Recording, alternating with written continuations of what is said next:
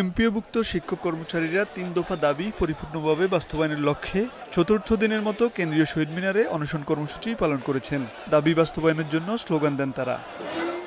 আন্দোলনরত শিক্ষকেরা জানান, সরকার তাদের দাবি মেনে নিলে তারা ক্লাসে ফিরে যেতে চান। প্রয়োজনে এখানে মৃত্যুবরণ করব, তারপরও দাবি আদায় করে প্রজ্ঞাপন নিয়ে আমরা বাড়ি ফিরব।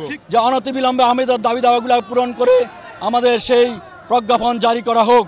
এ সময় শিক্ষা জাতীয়করণ প্রত্যাশী জোটের নেতারা জানান, শান্তিপূর্ণ আন্দোলন চালিয়ে গেলেও সরকারের টনক নড়ছে না। ন্যায্য দাবি আদায় না হওয়া পর্যন্ত শহীদ মিনার ছাড়বেন না বলেও জানান তারা। প্রয়োজনে উপদেষ্টা পরিবর্তন হবে, সচিব পরিবর্তন হবে, বাজেট পরিবর্তন হবে, শিক্ষক কর্মচারীরা তাদের দাবি থেকে এক চুলো নড়বে না।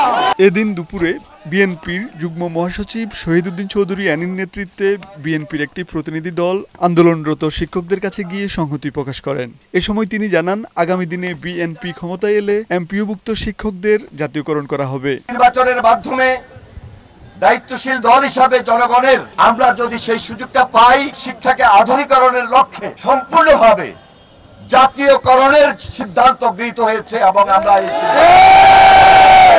এদিকে মঙ্গলবার দুপুর 12টায় মাথায় কালো কাপড় বেঁধে শাহবাগে মৌন মিছিল ও অবস্থান কর্মসূচি পালন করার ঘোষণা দিয়েছেন আন্দোলনকারী শিক্ষকেরা।